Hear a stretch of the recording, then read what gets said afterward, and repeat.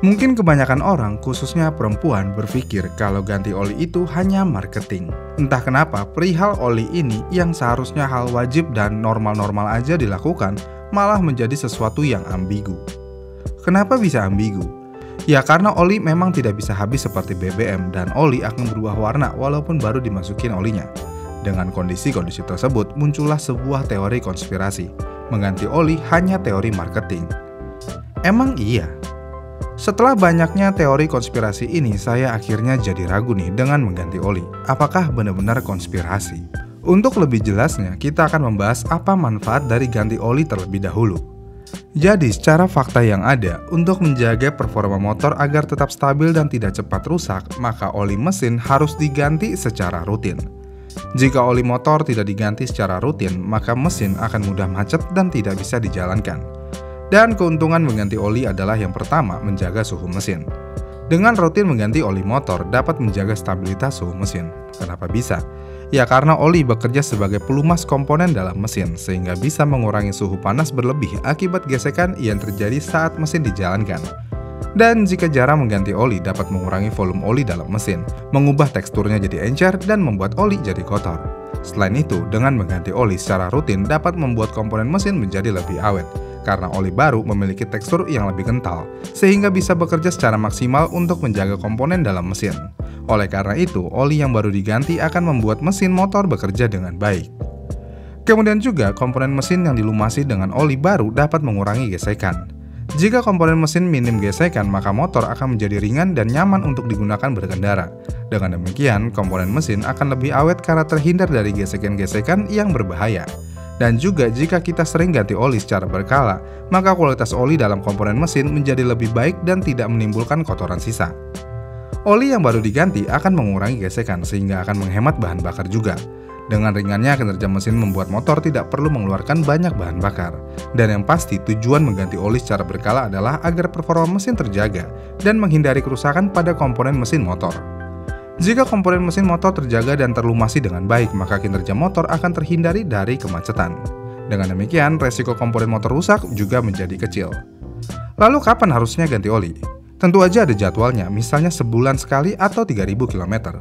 Namun, kalian bisa mengganti oli jika warna oli sudah mulai kusam. Oli segar biasanya memiliki warna kuning kecoklatan yang jernih. Jika warnanya sudah mulai gelap atau kusam, ini adalah tanda bahwa oli sudah kotor dan perlu diganti. Selain itu, jika bau knalpot sudah mulai aneh juga, maka sebaiknya gantilah oli.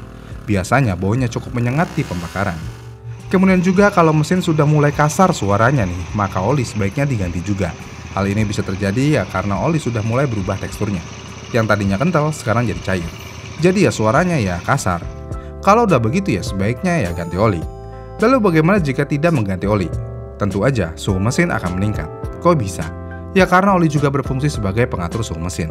Oli yang sudah terdegradasi tidak dapat mengatur suhu mesin dengan efektif. Dan tentunya ini dapat menyebabkan peningkatan suhu mesin yang bisa mengakibatkan overheat.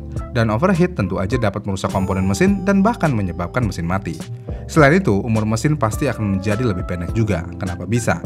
Ya karena suhunya selalu bekerja di atas suhu normal, dan yang pasti gesekan antara komponen terus terjadi tanpa adanya pelumasan.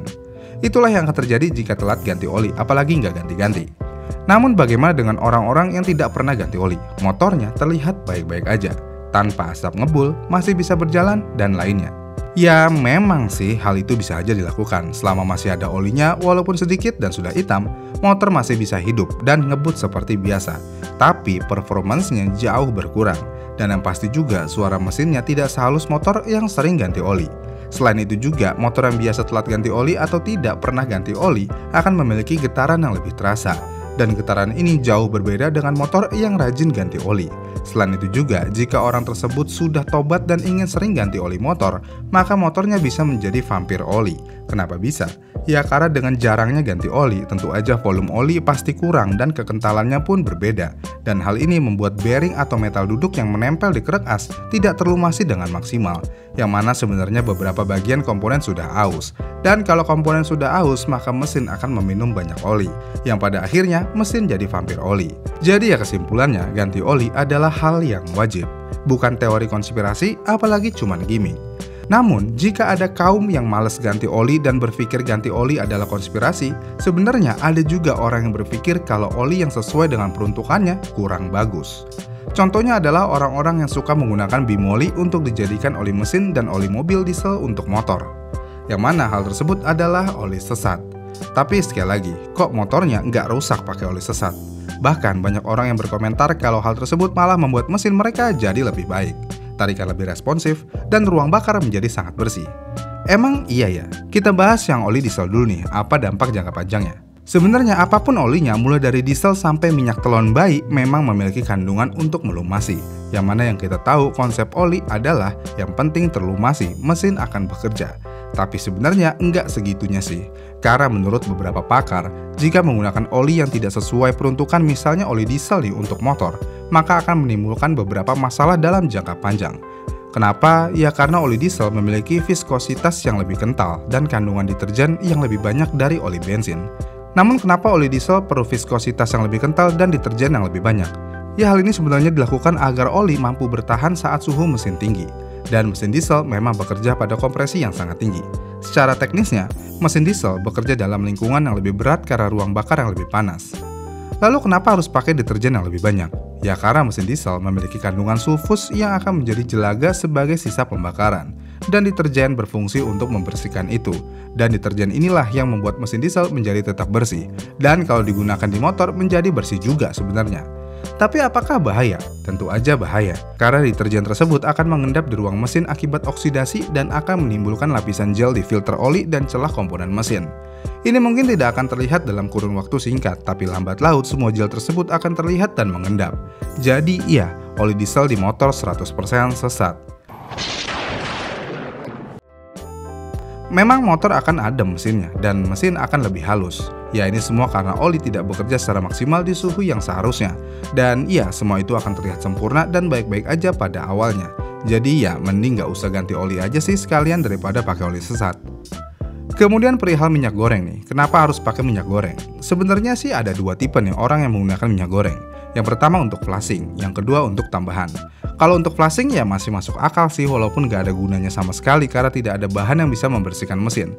Tapi yang ditambahin ini aneh banget nih. Menurut beberapa penggiat oli tersesat, motor akan menjadi lebih halus dan lebih enteng tarikannya. Emang iya. Jadi secara teori minyak goreng dan oli mesin memiliki titik didih yang sama. Yang mana oli biasanya punya titik didih di 370 derajat sampai 500 derajat Celcius. Sedangkan minyak goreng ada di 400 sampai 500 derajat Celcius. Yang berarti minyak goreng secara harfiah bisa menahan suhu mesin. Tapi di luar dari panas, minyak goreng memiliki kekentalan yang lebih kental daripada oli paling kental sekalipun. Jadi jika menggunakan minyak goreng maka oli akan menjadi lebih kental.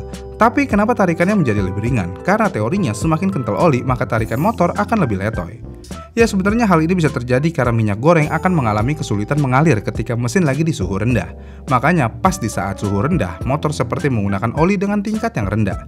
Yang mana motor menjadi seakan-akan enteng. Yang berarti juga dalam kondisi mesin dingin, berarti motor berjalan dalam kondisi rendah oli.